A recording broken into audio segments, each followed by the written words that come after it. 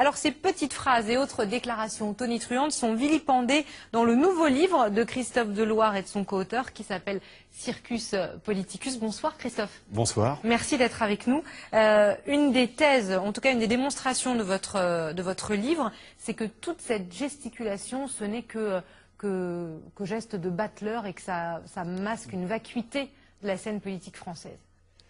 Une vacuité, puis le pouvoir en fait est ailleurs. Circus Politicus, c'est le récit de la prise de contrôle de notre vie politique, nationale et européenne, par des groupes d'intérêts très puissants qui ont commis une espèce de putsch démocratique.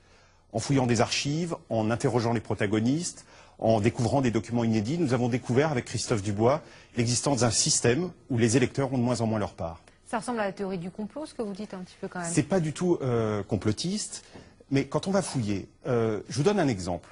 L'homme le plus puissant, l'un des hommes les plus puissants d'Europe, qui est le président du Conseil européen, Herman Van Rompuy, n'a pas fait candidat auprès des peuples.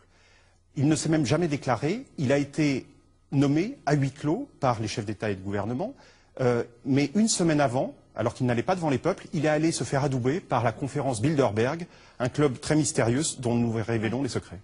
Voilà, qui donne des notations ou des recommandations qu'on n'est pas obligé de suivre, mais que les chefs d'État qui sont membres peuvent. Voilà, c'est. En fait, on a découvert l'existence de réseaux constitués autour d'associations privées.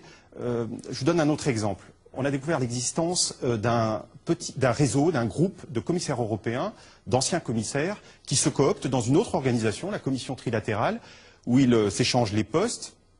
Organisation, ils appartiennent aussi au comité de direction du Bilderberg, ils se retrouvent dans ces conférences, et puis on les retrouve aussi, comme par hasard, dans les rangs de la banque d'affaires américaine Goldman Sachs, décriée comme on sait. Le fondateur de la commission trilatérale, le milliardaire américain David Rockefeller, avait exposé un jour très clairement son programme, c'était remplacer les gouvernements par le business. Ce programme a été mené à bien. Alors, vous critiquez beaucoup l'Europe, vous venez de le redire à l'instant, mais est-ce que, en n'investissant pas plus nos fonctions européennes, les pays membres, est-ce que du coup on ne pourrait pas peser, contrecarrer ces instances qui sont celles de la mondialisation finalement que vous décrivez? Alors, ce serait faux de penser qu'il y a une démocratie française parfaite et une démocratie européenne aberrante.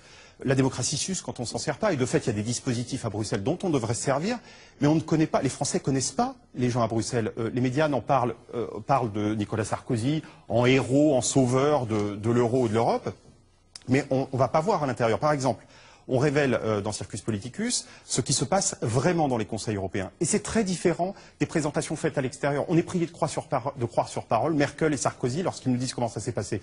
Les comptes rendus prouvent l'angoisse des chefs d'État et de gouvernement devant les peuples, leur hantise des référendums, et prouvent parfois que ça ne s'est pas du tout passé comme on l'imaginait. On a des comptes rendus par exemple où Nicolas Sarkozy à la sortie raconte qu'il a dirigé la réunion. En fait, dans le compte rendu, il n'a parlé que 13 lignes sur 18 pages. Alors du coup, Nicolas Sarkozy, Marine Le Pen qu'on a vu à l'instant, François Hollande ce week-end, c'est du cirque, l'élection présidentielle, ça sert à rien? Ça sert évidemment pas à rien. C'est important de voter. La démocratie, elle est à plusieurs niveaux. Mais le pouvoir n'est pas toujours là où on l'imagine. Un exemple, le comité de Bâle est responsable de la régulation bancaire. Les hommes politiques français qui prétendent faire de la régulation bancaire, c'est pas eux qui s'en occupent, c'est ce comité sur lequel nous avons aussi enquêté. Voilà, tous les exemples et 10 fois plus sont dans votre livre Circus Politicus. Ça sort demain chez Albin Michel et les bonnes feuilles sont dans l'Express. Merci Christophe, vous êtes arrêté en avant-première sur le plateau du Soir 3.